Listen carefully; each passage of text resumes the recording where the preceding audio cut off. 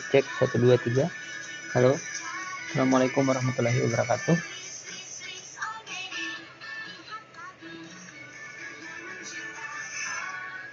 Apakah suara saya terdengar?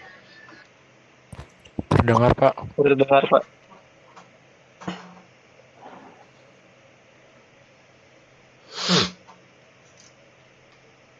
Halo, cek. Terdengar, Pak. Headset sih. Wah, malah saya nggak bisa dengar suara. Bentar lah.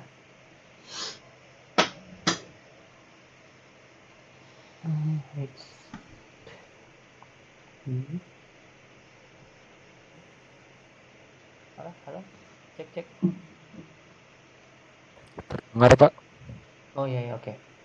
Oke. Bisa terdengar sekarang. Oke. Ada masalah di ini saya berarti nggak bisa pakai mikrofon di sini. Oke, tapi ini suaranya jelas ya? Jelas, Pak. Oke. Oke. Terima kasih buat yang sudah berhadir pada hari ini untuk perkuliahan Data Science Startup Business ya. Oke, ini ada 28 plus 2. Oke, berarti ini sudah pada hadir semua. Oke, saya mohon maaf, harusnya mungkin sebenarnya kita melaksanakan secara offline, tapi saya yang agak kurang enak badan ya, sudah sejak hari Senin kemarin agak pusing-pusing dan lain-lain, tapi sudah swab juga, alhamdulillah negatif, tapi masih kurang enak badan, jadi saya masih belum berani untuk melaksanakan perkuliahan offline. Jadi kita melaksanakan online saja dulu untuk hari ini. Baik, hari ini kita akan memulai pembahasan terkait mata kuliah ini ya. Jadi sesuai judulnya Data Science Startup Business ya. Jadi kita mulai mau mendefinisikan dulu nih dari sebenarnya data science itu apa, kemudian yang dimaksud dengan bisnis itu seperti apa gitu ya. Nah, untuk starting point ya, pemanasan di awal saya minta kalian untuk sekarang melakukan baik itu browsing ya, atau misalnya kalian sudah tahu tentang apa yang dimaksud dengan data science ya. Silahkan tuliskan di kolom chat ya. Jadi apa pengertian atau apa yang dimaksud dengan data science? Kalau misalnya belum tahu, silahkan searching sekarang. Tapi kalau yang misalnya sudah tahu, silahkan diketik ya di kolom chat. Saya beri waktu sekitar 1 sampai 2 menit untuk mencari pengertian dari data science. Silahkan.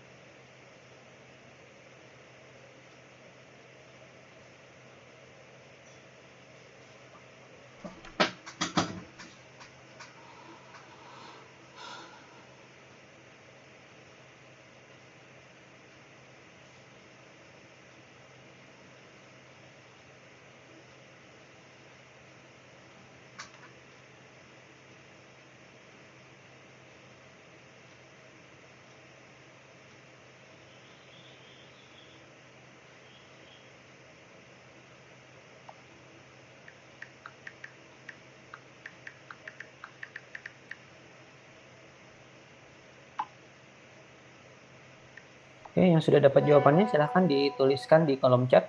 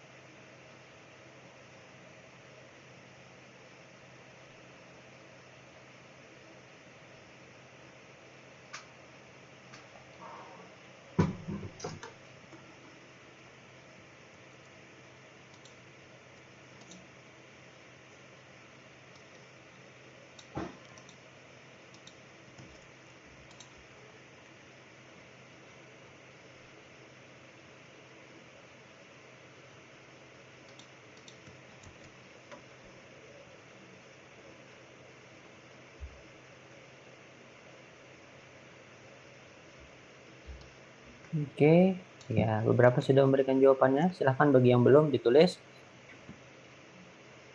Nah, kita coba cari nanti ya intisarinya ya. Nah, ini memang definisi ketika kita mencari di internet itu kan selalu apa ya, akan berbeda-beda katanya gitu. Tapi nanti kita akan coba lihat intisarinya dari pemaparan ini. Sebenarnya poin intinya tuh apa gitu ya di konteks data science. Karena eh, kalian kan memilih bidang data science di dalam peminatan, otomatis ya seharusnya sudah mengerti atau diharapkan mengerti gitu. Data science itu apa gitu ya.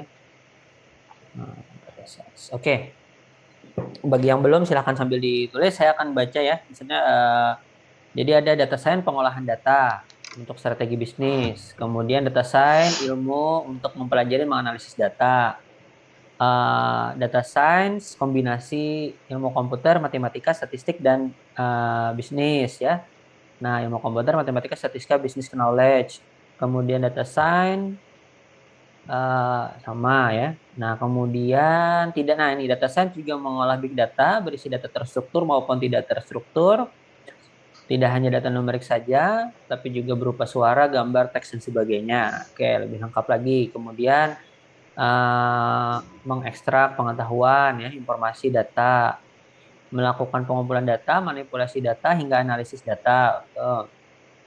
Nah, ini menarik nih. Dan bisa dijadikan pedoman dalam pengambilan keputusan di masa depan. Kemudian data science sama matematika, terus ada data mining, kemudian ada prediksi ya, kemudian melibatkan AI, sistem cerdas, dan memanfaatkan machine learning. Oke, baik data kuantitatif, data science ilmu mengekstrak informasi. Nah, oke, bagus ya. Oke. Nah, dari hal ini sebenarnya dari kalian memberikan jawaban kalian dan membaca jawaban dari teman-teman kalian sebenarnya sudah mulai mendapatkan pemahaman dasarnya ya tentang kunci-kuncinya gitu. Jadi memang ini adalah suatu bidang ilmu gitu yang memang bermainnya tuh di data. Mulai dari bagaimana mengkolek datanya, memproses datanya, hingga menghasilkan suatu informasi, bahkan menjadikan sebuah dia knowledge. Di dalam prosesnya, itu memang tidak hanya terbatas di satu ilmu bidang, tapi melibatkan tadi ada bidang ilmu komputer ya, ada bidang matematika, ada bidang statistika gitu, dan ada bidang business knowledge ya. Jadi bisnis karena ini nanti tapi kalau karena biasanya akan dibawa ke ranahnya bisnis. Sebenarnya bisnis tuh nggak melulu bisnis jualan ya. Dalam artian bisnis itu selalu tapi bisnis kita kita nanti akan spread pemahaman kita tentang kata bisnis ya. Karena education itu juga bisnis gitu ya. Misalnya kesehatan juga bisnis at the end gitu. Tapi uh, tidak terkunci di dalam sebuah kata bisnis dalam artian e-commerce gitu-gitu nggak mesti, tapi bisnis dalam secara umum keseluruhan. Nah, terus yang juga menarik adalah ketika kita membawa data science di sini bahkan bisa untuk sebagai membantu seseorang untuk mengambil keputusan ya, mengambil keputusan. Nah, itu apa pada sebagainya. Nah, itu yang akan kita bahas ya untuk kedepannya seperti itu. Oke, terima kasih untuk jawaban-jawabannya. Sudah oke, sudah benar dan saya harap kalian memahami intisari dulu dari pemahaman apa sih yang dimaksud dengan data science itu. Oke. Saya akan mulai share screen ya. Jadi peran data science pada bisnis ya. Kita bicara ada data science tadi apa, kemudian untuk bisnis tuh apa sih gitu ya. Seperti itu. Pertama, kontennya adalah tentang pengertian data science, tadi sudah dijawab. Kemudian peran data science, kemudian ada profesi data scientist. Kemudian di dalam sana ada ada ada bidang lagi nih, ada data analisis sama bisnis analisis. Bedanya tuh apa gitu. Jadi kita perlu tahu gitu bedanya. Ketika kita misalnya nanti mau berprofesi sebagai seorang data scientist, kita mau mengambil peran yang mananya? Data analisisnya kah atau bisnis analisisnya kah dan lain-lainnya. Seperti itu. Jadi kita start dari pengertian ya. Tadi kalimat yang saya sampaikan di slide saya ini sama saja dengan apa yang sudah kalian dapatkan tadi sudah dijelaskan. Intinya dia ada matematika, statistika, ya ilmu komputer gitu. kemudian bermain data sampel, baik itu populasi besar, ada yang pakai data kecil, data besar, big data gitu. Kemudian datanya bisa jadi terstruktur, bisa jadi data yang tidak terstruktur gitu ya. Tapi yang penting bagaimana nanti pengolahannya. Kemudian dan memanfaatkan pola data serta dapat melakukan prediksi. Nah, ini ada prediction ya, prediction. Bahkan sampai di atasnya lagi apa namanya? Peramalan atau forecasting, forecasting ya. Jadi peramalan gitu bisa juga.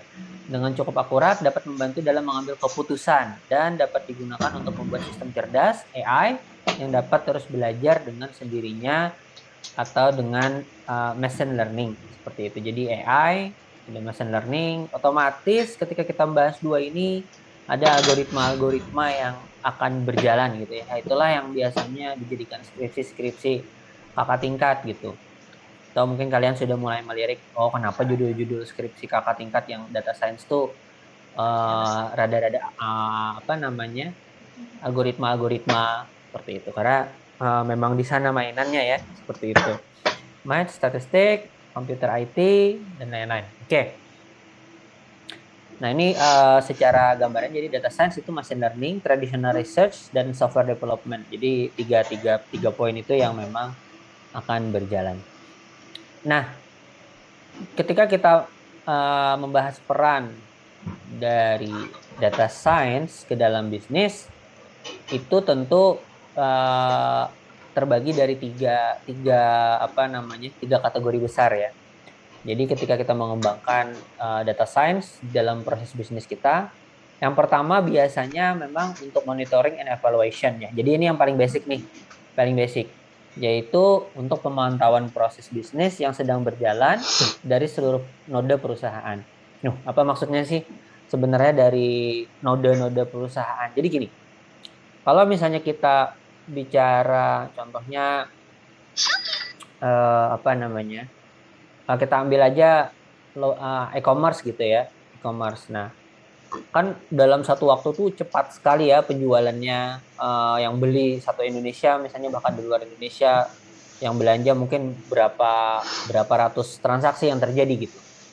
Nah, uh, kalau misalnya harus dipantau secara manual, otomatis itu tidak mungkin dilakukan oleh manusia gitu ya. Jadi maka uh, dengan adanya software ya yang biasa kita sebut dengan dashboard itu untuk memantau ya kondisi terkini. Jadi kalau misalnya di mobil itu kan ada dashboard ya, dashboard yang ada kilometer-kilometer berapa RPM gitu, baik itu di mobil atau di sepeda motor juga ya. Nah, itu dashboard itu menyatakan kondisi terkini di mobil kita. Apakah ada alert yang nyala misalnya. Terutama sih mobil ya. Kalau kita analogikan mobil misalnya kita ngerti misalnya ada indikasi rem tangan tidak nyala, tidak diturunkan, nanti ada lampunya, pintu terbuka dan lain-lain. Seperti itu.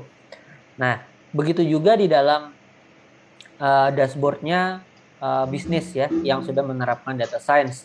Jadi dia bisa melihat, oh ternyata untuk apa namanya layanan penjualan ini lagi naik banget ini bla bla bla bla sebagainya gitu ya. Tapi ini yang di bagian layanan ini nih apa namanya misalnya yang kategori penjualan ini gitu ya, kategori tertentu dia agak-agak turun gitu. Misalnya yang laku nih lagi gadget gitu dan sebagainya. Atau misalnya di layanan Gojek misalnya ya. Layanan Gojek, si GoFood nih lagi laku banget nih, tapi GoRed sama anu lagi rendah karena orang lagi PPKM sehingga tidak terlalu banyak orang bermobilitas gitu ya, banyak bekerja dari rumah dan lain-lain. Nah, pemantauan seperti ini yang dilakukan. Nah, node-node perusahaan itu kan kayak titik-titik perusahaan ya dari satu titik ke titik yang lain, kemudian keterhubungannya. Nah, jadi sehingga secara umum kita tuh bisa monitor ini bisnis kita ini sudah optimal atau belum gitu ya, balance atau belum seperti itu. Bahkan kita bisa mengukur, misalnya kan kayak Tokopedia, Shopee dan lain-lain itu ngasih diskon ya, banyak diskon, diskon, diskon. Sebenarnya apakah diskonnya itu masih relevan gitu dengan revenue yang didapat gitu atau memang sudah imbalance dan lain-lain. Nah, nanti monitoring evaluation inilah yang ngasih alert gitu, mengevaluasi. Oh, ininya diskonnya kegedean nih. Kayaknya harus dievaluasi lagi berapa diskon yang cocok gitu. Nah, Kemudian kita akan beranjak ke projection ya, tahapan selanjutnya. Setelah tadi sudah dievaluasi, dapat kekurangan-kekurangannya, apa namanya?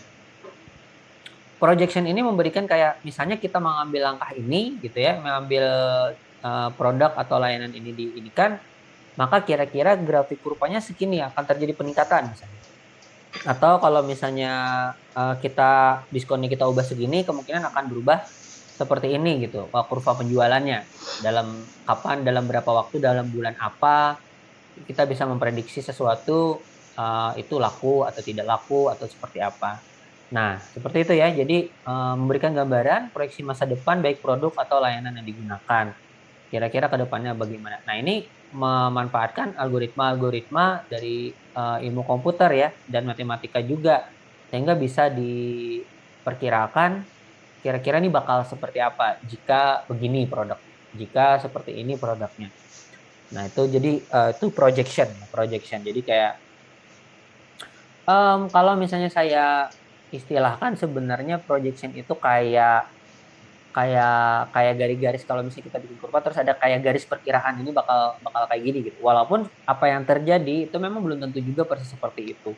Namun saking saking bagusnya ya algoritma-algoritma data science yang sekarang sehingga projection-projection itu rata-rata hampir eh, ya hampir akurat lah gitu ya dia dalam memperkirakan masa depan. Nah, sama jika kita bicara soal projection ya, katanya kan misalnya kayak COVID tuh. Nah, sudah diprediksi sebuah pandemi itu kritisnya misalnya 3 bulan gitu ya. Dan lain-lain. Itu kan sebenarnya dari WHO, IMH itu sudah mengeluarkan juga. Ya, walaupun yang terjadi tipis-tipis ya, maksudnya mirip atau tidak lonjakan kasus apa sebagainya, tapi rata-rata kalau memang berbasis data science yang benar, biasanya dia cukup cukup hampir mendekati kondisi lapangannya lah ya prediksinya itu. Nah, kemudian setelah projection ada decision making ya. Jadi tadi projection itu kayak ngasih gambaran, kemudian tahapan berikutnya berkat data science yang sudah ngasih projection dan evaluasi tadi, maka membantu atau memberikan suggestion ya, suggestion atau saran si sistem ini menyarankan ya untuk dipilih oleh para pemangku kebijakan tentang langkah apa yang harus diambil perusahaan berdasarkan datanya. Oh, ini kita sudah menyampai revenue sekian. Oke, berdasarkan data science, ini kita sudah bisa sustain nih, sudah cukup kuat gitu. Maka kita sudah bisa merubah misalnya atau memberikan harga-harga yang berbeda, misalnya seperti itu. Nah, seperti yang saya pernah cerita, misalnya kayak Gojek ya, dulu serba murah awal-awal apa sebagainya, hingga customer-nya tuh udah terikat gitu. Nah, kemudian untuk meningkatkan layanannya, kadang sekarang harga deliverynya, bahkan ada biaya servisnya dan lain-lain itu ditambahkan. Nah, itu ditambahkan nggak asal gitu ya, nggak asal kayak, ini kurang nih, ya udah tambahkan aja. Nggak, memang sudah dihitung atau diperkirakan dengan data science dan diperkirakan kalau naiknya segini, pelanggannya masih tetap sustain kok, tetap tetap banyak seperti itu dan bahkan keuntungannya kita tetap bisa revenue-nya tetap bagus seperti itu. Jadi memang sudah dipertimbangkan berbasis data science. Tentu saja keputusan akhir dalam decision making itu tetap biasanya melibatkan manusia mau ngambil apa gitu. Karena walaupun sistem menyarankan seperti ini, tetap saja kan manusia itu punya faktor-faktor di luar technical data gitu yang bisa diambil kalau misalnya mempertimbangkan sesuatu. Tapi biasanya dengan dukungan data sehingga kita bisa mengambil keputusan yang tidak asal seperti itu ya. Nah, kemudian selanjutnya oke, sampai sini dulu deh. Ada yang mau ditanyakan nggak? Atau ada yang mau berbagi pengalaman? Boleh. Ada yang pernah membaca berita atau apa gitu. Jadi silakan. Kalau ada pertanyaan langsung saja ya disampaikan.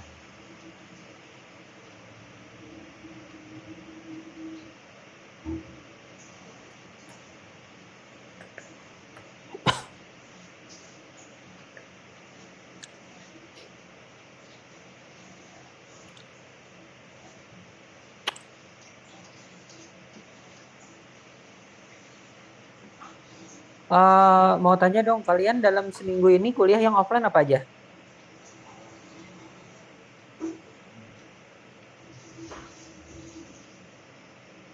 DN. Ada yang bisa bantu jawab? Kalau kemarin baru data network intelligence, Pak. Sama Pak Dodon ya? Iya, Oh, oke, oke, oke. Berapa mahasiswa tuh? sekitar 22 kalau nggak salah, Pak. Oh, oke, oke, oke. Iya, iya, iya, iya. Data network ya, oke. Terima kasih.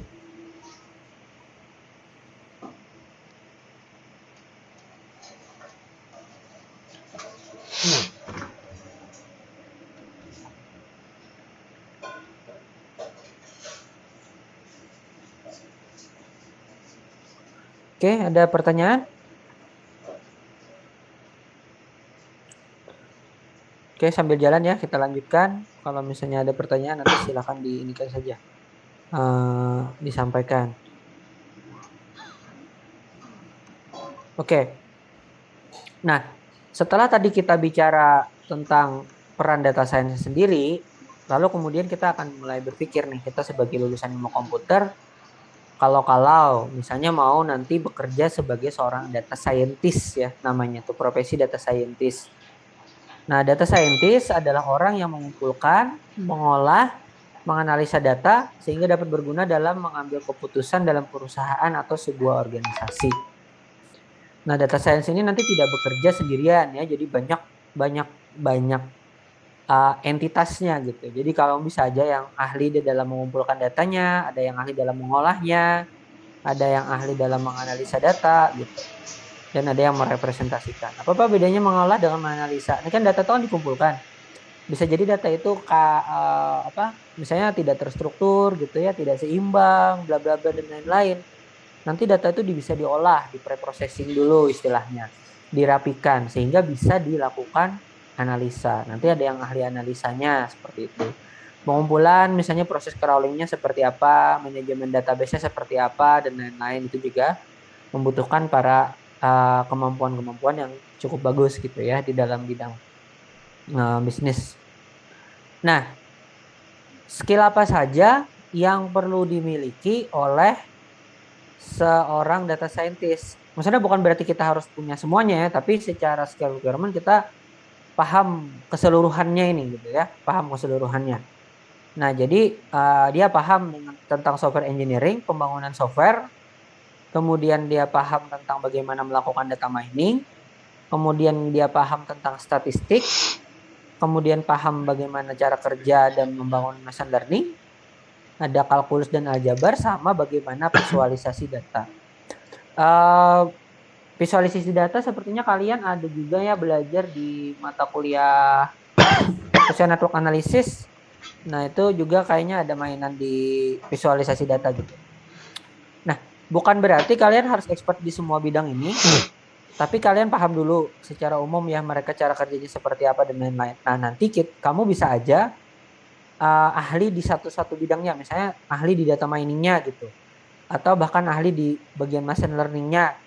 Nah, sehingga itu bisa menjadi tim di dalam pembangunan suatu data scientist gitu ya, data science di dalam sebuah bisnis gitu. Jadi nanti skemanya dan lain-lain itu dibangun oleh para software engineering, nanti algoritma machine learningnya seperti apa, kamu misalnya ahlinya gitu. Atau ada yang ahli tentang kalkulus aljabarnya gitu ya, ngitungnya seperti apa, rumus-rumusnya seperti apa. Atau bisa juga misalnya kalau hasil jadi supaya enak untuk dibaca, bisa dipahami oleh dipahami oleh para orang-orang bisnis, maka jago di bagian visualisasi datanya. Nah, jadi memang uh, bidangnya luas gitu. Bahkan di dalam masing-masing ini pun ada masih spesifik-spesifik sub bidangnya lagi gitu kan ya, seperti itu. Nah, sekarang sebenarnya pertanyaannya kalau misalnya saya menjadi seorang data scientist, gaji yang didapatkan berapa ya Pak kisarannya gitu. Nah, memang kalau bicara gaji kan sebenarnya tergantung memang dari perusahaan dan jabatan kita ya. Jadi apakah kita memang seorang yang teknikalnya atau kita masuk ke dalam yang apa namanya, manajernya gitu ya. Nah, itu range-nya berbeda-beda tentu. Namun ada sebuah studi yang mengatakan, jadi kalau misalnya, tapi ini di Jakarta ya, seorang data science apa namanya, pekerja data science itu, jadi dia gajinya di start dari 7 sampai 15 juta. Terus kalau misalnya sudah naik ke level yang kayak kepalanya gitu ya, tapi bukan yang manajer-manajer banget, itu di 15 sampai 30 jutaan gitu ya. Kemudian kalau sudah yang kayak head of manager data scientist-nya atau yang konseptualnya apa sebagainya, itu udah yang up 50 jutaan per bulan. Nah, ini untuk perusahaan besar ya, maksudnya perusahaan yang eh, ya mungkin kayak kelas-kelas jenis Tokopedia, apalagi ya Gojek, yang lain-lain seperti itu. Bahkan mungkin bisa lebih ya kalau misalnya yang levelnya seperti itu. Nah, itu di e-learning saya ada membagi beberapa video ya. Salah satu yang menarik itu ada video yang di anu interviewnya atau speechnya dari Kristal Wijaya ya. Jadi dia memang head of analis datanya di Gojek. Jadi dia menerangkan apa namanya hal-hal yang menarik gitu di video. Walaupun memang berbahasa Inggris ya, dia sepertinya bukan orang Indonesia sepertinya, tapi mungkin keturunan saja gitu. Tapi ya, native-nya dia tidak orang Indonesia gitu. Ya, dia menceritakan di salah satu videonya bahwa menarik ya. Jadi katanya hanya dengan Gojek itu kita memahami behavior seseorang atau kebiasaan seseorang. Jadi tadi kayaknya nih dulu saya sudah beberapa kali cerita ya soal ini. Jadi dia bilang hanya dengan dari aktivitas Gojeknya saja dia udah tahu kayak kesukaan orang tuh makanannya seperti apa, terus tongkrongannya di mana, terus dia berkomunikasi dengan siapa saja, hari-harinya dia lakukan itu, misalnya kantornya di mana, rumahnya di mana, no, siapa saja yang biasa dia kunjungi, itu ketahuan bagi untuk orang-orang yang aktif user di Gojek kan. Kalau misalnya orang-orang di kota besar kayak Jakarta tuh kan hampir mereka rely on seperti Gojek, Grab dan lain-lain kan kehidupannya. Jadi mereka kalau mau kemana-mana naik Gojek, pesan makanan, pesan GoFood gitu ya. Terus kalau mau nongki ya juga naik GoRide atau GoCar gitu. Sama teman-temannya ke sana kemari karena jadi teman saya itu ada yang apa namanya? Bekerja di Bandung ya, bekerja di Bandung, dia jadi manajer, bukan manajer IT ya, dia seorang psikolog. Nah, perusahaan itu sekarang sudah tidak lagi memberikan fasilitas mobil terhadap para pejabat-pejabat di kantornya itu. Nah, tapi yang mereka mereka bagikan itu adalah namanya kayak Gojek atau Grab Corporate ya. Jadi orang itu apa namanya si para manajer, si pejabat-pejabat itu dikasih kayak akun Gojek yang istilahnya kalau dia pesan Gojeknya itu dibayarin sama perusahaan. Sehingga udah hampir mirip kayak ngasih mobil sama si itu. Jadi dia bisa pakai buat kemana saja untuk kebutuhan kantornya, ke sana kemari dan lain-lain, dilayani daripada perusahaan harus membeli mobil gitu ya. Harus dirawat dan lain-lain. Jadi mending membayar kerjasama dengan Gojek, Grab seperti itu, lalu sama saja hampir mirip dengan ngasih fasilitas mobil plus supir kepada para pejabat di perusahaan itu. Jadi memang industri 4.0 itu seperti itu ya, collaboration. Jadi semakin semakin mudah gitu. Nah, terus bicara soal collaboration juga kalau saya sempat tidak salah dengar katanya kampus ULM itu mau mengoutsourcingkan apa namanya eh, tim kebersihan katanya kan. Jadi kayak kayak di mall-mall gitu jadinya nanti yang tukang kebersihannya dari perusahaan gitu didatangkan yang selalu ngepel-ngepel terus kayak gitu ya. Nah, itu juga bentuk kolaboratif di dalam sebuah bisnis begitu. Nah, kemudian terakhir ya, ini tentang perbedaan antara seorang data analisis dan bisnis analisis. Jadi kalau misalnya kita tuh adalah seorang yang dilakukan ada data analisis, yaitu analisis data yang menggunakan berbagai algoritma untuk menghasilkan suatu insight bagi perusahaan. Nah, pertanyaannya sebenarnya kan kayak Insight itu apa sih artinya gitu ya? Sebuah insight itu. Insight itu kan kalau kalau kita artikan kan kayak sebuah pengetahuan atau kayak eh, wawasan suatu suatu apa sih kalau kita artikan tuh insight itu kayak eh, pandangan atau projection tadi ya tentang perusahaan. Jadi apakah perusahaannya misalnya oh ini lagi bagus keuangannya, ini tidak bagus keuangannya atau insight untuk user potensialnya siapa, terus nanti ke depannya seperti apa dan lain-lain. Nah, data analisis ini belum selesai belum selesai kerjaannya, lalu diteruskan ke bisnis analisis. Nah, setelah mendapatkan data kan tidak serta-merta kayak langsung, oh iya profit kita kurang misalnya kayak gitu. Kan yang menentukan selanjutnya adalah bisnis analisis. Jadi kira-kira langkah apa yang perlu diambil dalam mengembangkan bisnis ini. Kalau misalnya dia profitnya udah banyak, nah kira-kira apa lagi nih yang perlu dilakukan biar bisnisnya makin membesar atau berkembang gitu. Kemudian atau misalnya kalau profitnya lagi kurang bagus, revenue turun, kira-kira bisnis analisis yang menentukan.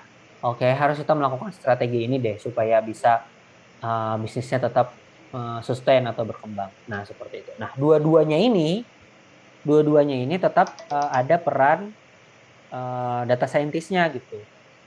Walaupun misalnya seorang kita di data scientist itu hanya dalam data analisis, tapi ketika kita bekerja sama dengan para business knowledge, kita akan mencoba mau membikinkan ya insight-nya tadi untuk menjadi sebuah visualisasi atau tahapan-tahapan langkah-langkah bisnis yang bisa dilakukan seperti itu.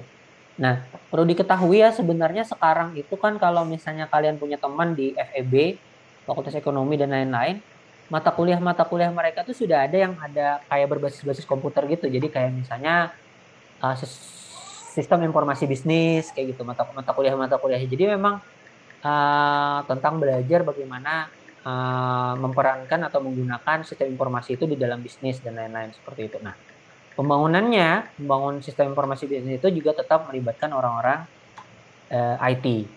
Nah, jadi kita mau bercimplung di bagian mana gitu ya. Tapi kalau misalnya kita mau murni komputer saja, mungkin kita akan bermain data analisisnya. Tapi kalau kita sudah tertarik di bisnis analisis, maka kita perlu belajar nanti ada yang diistilahkan dengan proses bisnis ya, business knowledge, business development gitu ya. Uh, jadi tentang pola-pola bisnis dalam perannya yang bisa diberikan IT. Nah, bisnis sekarang itu sangat dekat dengan automation ya. Tadi karena kita membahas soal AI, artificial intelligence dan machine learning. Jadi misalnya bagaimana sebuah bisnis itu supaya menghemat cost, misalnya kan tidak perlu ada kasir misalnya. Kasir tidak perlu kasir manual. Akhirnya dibikinkan sistem kasir kan ya. Sekira kasir itu auto-auto saja. Jadi orang tidak perlu membeli belanja apa. Walaupun di awalnya membangun sistem kasir itu mahal, tapi ke depannya kan tidak perlu menggaji orang lagi untuk membangun sistem kasir gitu. Untuk kasirnya gitu. Jadi orang langsung payment dengan digital, diterima, di check out dan lain-lain gitu. Nah, semakin ke depan banyak pekerjaan-pekerjaan yang tadinya manual oleh manusia akan digantikan oleh AI atau robot seperti itu. Nah, ini adalah peran kita sebagai orang-orang ilmu komputer untuk bisa berada ya di dalam pengembangan-pengembangan atau kemajuan-kemajuan teknologi supaya kita ini menjadi yang bermanfaat gitu di bidangnya. Karena kitalah yang apa ya istilahnya menjadi fundamental seluruh lini aktivitas di masa depan. Apa sih sekarang tuh yang nggak pakai komputer gitu ya? Beberapa memang masih melakukan transisi, tapi kalau kita lihat zaman ke depannya semua semua serba otomatis automation seperti itu. Nah itu saja slide-nya dari saya sebenarnya cukup singkat. Silahkan kalau ada yang mau ditanyakan atau didiskusikan ya, terkait hal ini. Jadi peran data science ini.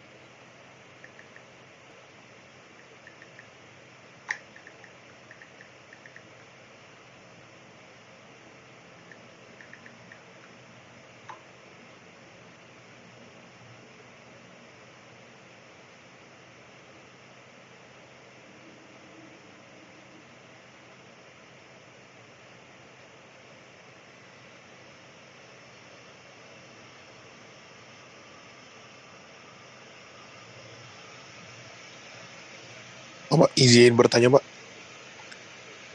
Iya, silakan Kevin. Mohon maaf, mungkin rada out of topic, Pak. Ingin bertanya. Dari tadi kan membahas bisnis tentang yang bisnis kayak unicorn yang besar-besar kan, Pak. Nah, saya bertanya, apakah bisa, Pak, misalkan data science ini diimplementasikan itu di bisnis-bisnis kecil, kayak misalkan di warung, contohnya, atau di mana gitu, Pak. Terima kasih, Betul, Pak. betul. Iya, nah oke. Iya, mungkin saya tadi memberikan contohnya yang ini ya, apa? Kayak yang besar gitu. Karena kita bicaranya tadi big data gitu. Nah, sekarang untuk bagusnya pertanyaan Kevin, kalau misalnya kita mau start saya apa mau bikin UMKM aja Pak, gini-gini ini. Tapi saya mau apa namanya menerapkan nih eh, data science saya gitu ya sebagai orang ini. Sangat bisa ya. Justru sebenarnya memang perusahaan-perusahaan yang kecil-kecil itu justru sangat apa ya namanya kalau misalnya bisa bisa menerapkan ini dari awal itu sangat bagus. Oke, saya contohkan ya. Misalnya kamu memutuskan untuk membuat apa namanya warung makan gitu ya. Warung makannya ada 10 menu menu makanan ya, menu A, menu B, menu C. Tidak perlu saya contohkan ya misalnya menu apa sebagainya. Seperti itu. Nah, saya mau mengembangkan nih gitu ya. Kira-kira seperti apa. Nah, lalu kamu akan mengumpulkan data penjualan kamu, data penjualan kamu.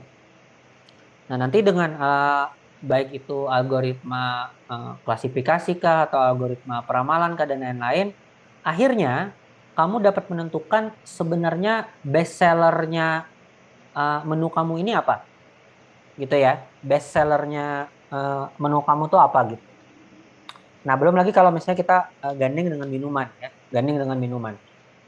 Nah, misalnya di salah satu menu kamu itu ternyata akhirnya didapatkan eh, apa namanya best sellernya gado-gado gitu ya. Mungkin gado-gado kamu enak dan lain-lain dalam sebulan karena dia paling tinggi penjualannya. Dengan algoritma data science, kita bisa crawling kira-kira sebenarnya kalau orang beli gado-gado, kira-kira minumannya yang paling populer apa gitu. Populer apa? Nah, akhirnya ditemukan misalnya gado-gado itu temannya sama es teh. Nah, untuk mengembangkan bisnis kamu ke depannya, gitu ya, bisnis kamu ke depannya, maka kemudian kamu melakukan tindakan membuat paket gado-gado plus es teh seperti itu. Tapi harganya kamu mainkan, kamu diskon gitu. Kamu berikan diskon. Akhirnya lebih menarik bagi orang, tapi memang memang itu yang orang suka, misalnya seperti itu. Nah, akhirnya untuk pengembangan ke depan kamu akan tingkatkan apa lihat penjualannya di data terus nih, di crawling terus dengan data science. Oh, ternyata dengan melakukan paket seperti ini terjadi peningkatan penjualan saya. Nah, kemudian di menu-menu lain kamu bisa melihat, oh ternyata ada satu menu dari 10 menu saya ini ada satu atau satu dua menu yang sepertinya ini tidak signifikan gitu. Tidak signifikan, nggak laku lah bisa kita bilang. Nah, keputusan bisnis selanjutnya maka kamu bisa menentukan, oh ternyata nggak terlalu laku nih. Apakah menu ini saya hapus saja daripada harus menyimpan bahan baku di dalam apa lemari penyimpanan gitu. Nah, dengan hal itu kemudian misalnya kamu memutuskan untuk menghilangkan sebuah menu karena dia secara apa cost and penyimpanan, bahan baku dan lain-lain itu tidak akurat gitu ya. Apa atau tidak ini. Maka kalian hilangkan seperti itu. Nah, itu baru satu contoh dalam peningkatan. Kemudian kamu terus ya mengumpulkan data sales kamu dan lain-lain hingga mungkin datanya sudah mencapai beberapa tahun, 1 tahun atau 2 tahun seperti itu. Kemudian dari data kamu, ternyata kamu sudah mulai memahami pola. Oh, ternyata menu menu saya yang misalnya kue kue apa ya, kue ipau gitu ya. Contoh saja nih, misal aja. Menu saya kue ipau nih pada saat bulan puasa laku sekali gitu ya, laku sekali gitu, bahkan mengalahkan gado-gado pada bulan-bulan biasanya dan lain-lain. Nah, dengan algoritma prediction nanti dia akan bisa mendeteksi kira-kira nanti tahun depan uh, kue ipau kamu ini akan dimungkinkan laku berdasarkan data sebelumnya ya, dimungkinkan akan laku mencapai misalnya 4.000 potong, 4.000 porsi gitu. Nah, maka dari situ oh berarti kita kalau 4.000 porsi ya kalau misalnya berdasarkan prediksi dari algoritma kita dari data science-nya ini, nah berarti kita bisa mensuplai dulu nih bahan-bahan yang dibutuhkan untuk membuat kue ipau jauh-jauh sebelum hari raya supaya bahan-bahannya bisa lebih bahan-bahannya bisa lebih turun gitu ya. Maksudnya harganya tidak naik. Nah, sedangkan karena gado-gado akan menurun, maka pada bulan-bulan mendekati bulan Ramadan, 1 bulan 2 bulan, kita akan mulai mengurangi membeli bahan-bahan baku untuk si gado-gado misalnya. Walaupun tadi gado-gado tetap best seller kita gitu ya. Tapi kita akan kurangi karena pas pada saat puasa seperti itu. Nah, itu berlaku untuk selanjutnya. Nah, kemudian bahkan nah itu dari itu aja kita kan sudah bisa menggambarkan. Lalu kemudian kita pantau lagi kalau misalnya ada menu baru, kita lihat perkembangannya, pahami polanya, akhirnya maka kemudian diketahui, oh menu baru ini efektif nih untuk sustain ke depannya sekian penghasilannya dan lain-lain. Kolaborasi-kolaborasi seperti apa yang bisa dilakukan? Bikin paket gitu ya. Paket-paket ini kalau dijadikan begini-begini, maka ada perhitungannya. Jadi dengan kalau datanya sudah banyak, memang nanti akan bisa ya data science ini akan memberikan apa namanya rekomendasi-rekomendasi berdasarkan algoritma-algoritma. Jadi kita benar-benar by data gitu, memprediksi kesukaan orang terhadap kita dan peningkatan-peningkatan yang kita lakukan berdasarkan itu. Nah, jadi memang tapi ada hal yang memang harus saya kutip ya. Nah, pertanyaannya, Kak, memang kalau misalnya kita itu baru memulai sebuah bisnis yang kecil, datanya itu memang masih sedikit ya. Sehingga kalau dalam istilahnya data latih itu belum menjadi data yang cukup besar sehingga dia mungkin prediksinya tidak begitu tepat. Tapi ya tadi kita bisa start dari hal yang sederhana, penentuan bestseller, penentuan ini apa sebagainya, hingga nanti semakin besar, semakin lama, semakin datanya banyak, maka kemudian makin banyak lagi possibility, prediksi atau rekomendasi atau peramalan atau pemainingan tertentu yang bisa dihasilkan dari datanya. Karena memang dia basisnya data science seperti itu. Nah, kemudian nanti ada lagi ya. Sorry, mungkin saya panjangkan lagi. Uh, jadi jadi di Indomaret itu ya, Indomaret, Alfamart dan lain-lain kalau mungkin kalian pernah tahu, penentuan posisi barang ini, lalu kemudian barangnya ini di samping ini dijual ini, itu sebenarnya at the end berhasil di crawling dari data awalnya memang survei secara manusia ya, lalu kemudian diinikan dari sistem pakar, dikembangkan dengan data science, akhirnya ditemukan rekomendasi-rekomendasi penempatan sebuah bahan-bahan. Jadi misalnya kalau orang beli minyak, lalu habis itu orang mau beli garam misalnya. Nah, instead of mendekatkan garam dengan minyak, mereka memutuskan untuk menjauhkan misalnya garam dengan minyak, supaya orang itu keliling menuju sampai si minyak. Nah, selama dia berkeliling, dia lihat-lihat barang. Oh, lihat-lihat barang lain yang siapa tahu tertarik. Seperti itu. Nah, mereka udah memiliki tuh pola-pola kayak, oh kalau bulan ini Indomie laku bersama apa? Bersama telur, bersama ini. Nah, nanti penempatannya pun juga akan dikondisikan dan itu dihasilkan dari proses sistem pakar dan data science. Kira-kira seperti itu. Uh, Kevin ya gambarannya. Jadi nggak melulu harus yang unicorn, memang bisa untuk yang kecil, tapi memang juga impact-nya mulai yang dari kecil-kecil dulu, baru kemudian semakin besar. Paham Pak, terima kasih banyak, jawabannya sangat panjang Pak. Iya, oke. Karena bagus juga pertanyaannya gitu ya. Maksudnya dari tadi saya menjelaskan yang besar gitu ya kan. Jadi intinya tetap bisa diimplementasikan ya. Nah, siapa tahu nanti mau bikin UMKM, langsung aja start gitu ya. Nah, kemudian bercerita lagi ya soal, tapi memang perlu ditambahkan juga dengan teman yang ngerti bisnis ya. Jadi bagaimana ngasih promo yang menarik dan lain-lain itu juga tetap dikombin dengan sistem pakar gitu. Makanya ada membership ya, misalnya kayak warung-warung kopi itu dibikin membership, dibikin diskon dan apa-apa sebagainya karena itu udah dihitung bahwa kalau member itu bolak-balik dia loyal customer, dia uh, tetap menghasilkan keuntungan ketimbang yang misalnya beli sekali tapi tidak diikat gitu. Tidak terikat orang.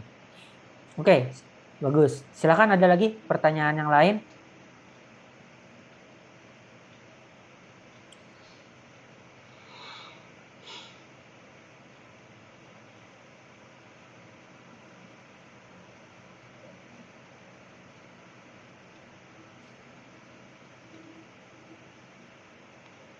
Oke. proses bisnis, dan lain-lain. Oke.